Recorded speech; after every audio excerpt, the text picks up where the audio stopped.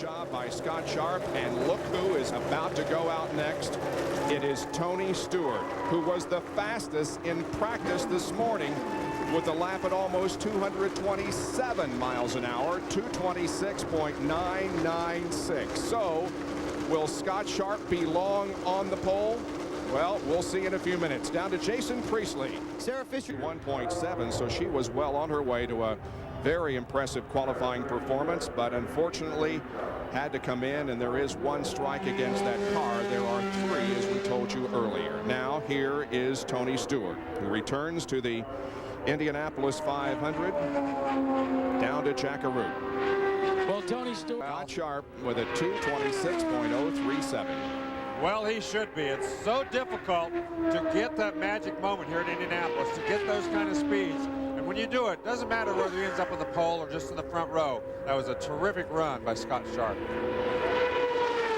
But here is Tony Stewart, whose warm-up lap is 2:23. Vince is with Chip Ganassi. Chip just gave Tony Stewart the green flag. What are you expecting? Can you get the speeds that Sharp put up? I know that gave you an awful ugly look on your face down there. I'll tell you, that's going to be tough to do. I mean, we had a pretty good warm-up lap there, and you know, tell you, all conditions right now aren't exactly perfect, but they're damn close. You stepped in and gave Tony a final few words before he rolled out. What was your message?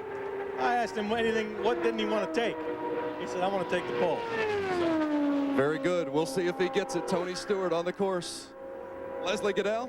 I'm with Jimmy Vassar, and he's watching his teammate Tony Stewart out there. And can you believe some of the speeds they're putting up after Scott Sharp? What are you looking for today? It's I don't know. I don't know if we haven't been able to go that quick. We're trimmed out and running a lot of throttle around here. It's just I think my engine might not be as good as my teammates. He's running real strong, so you know, I think we're going to go and see what we get. I certainly don't think we can do Scott Sharp's number, so we're just going to get a good number and put it in the race. We got a good race car. What kind of number to you would be a good number? I think we should be able to run in the 24s, 23s, high 23s. Bob? Well, Tony Stewart is just a little bit off the mark. His first lap was 225.104. Lap number 2 is slower, 224.849. So right now, according to our calculations, he would fall into second position. He is just a little bit slower than the provisional pole sitter Sharp.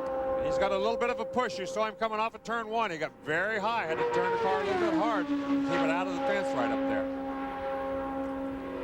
Stewart, a former Indy Racing League champion, did the double duty. That is the Indianapolis 500 and the Coca-Cola 600 NASCAR Winston Cup race in '99.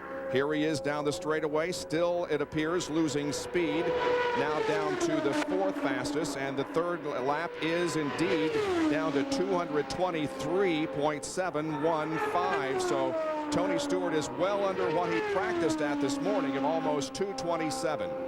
He's not going to be happy. That's plenty fast enough to make this race. He doesn't have anything to worry about there. The question is, do he and Chip Ganassi want to come back in and try to sit on the pole later on? We're going to find out in about another corner. You can wave it off, and we'll know here in just a moment as he comes off of corner number 4. The crew will give him the yellow flag if they are going to wave it off.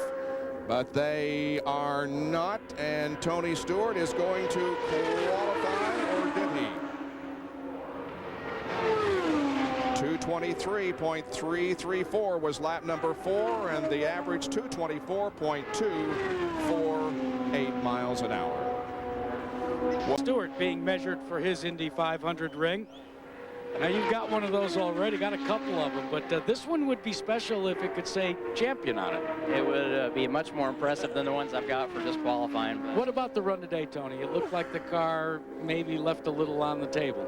We got a little bit tight. I mean, we had a really, really good race car this morning, and really didn't get much help on the lap that we ran the 226, but you know, felt like I could run some 225s, and I know the first one was, it just fell off after that. The car kept getting a little tighter and a little tighter, and I went to all the roll bars and went as stiff as I could go with the rear and started softening up the front as much as I felt comfortable with, but you know, the wind's blowing pretty hard down the front straightaway into turn 1, and it made it a little tight getting into 1, and made it a little tight into 2.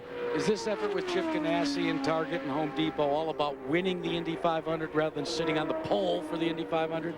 I've never seen anybody get their picture on the Borg Warner Trophy from qualifying, so that's absolutely what this is all about. You know, after winning the race last year, that's all they want to do this year, and there's there's a bunch of these guys that put an emphasis on the pole, and if we could have done it, we would have done it. But, you know, trust me, we're happy to be where we're at right now, and if we can stay in the top 2 or 3 rows, we can win from there. Bob?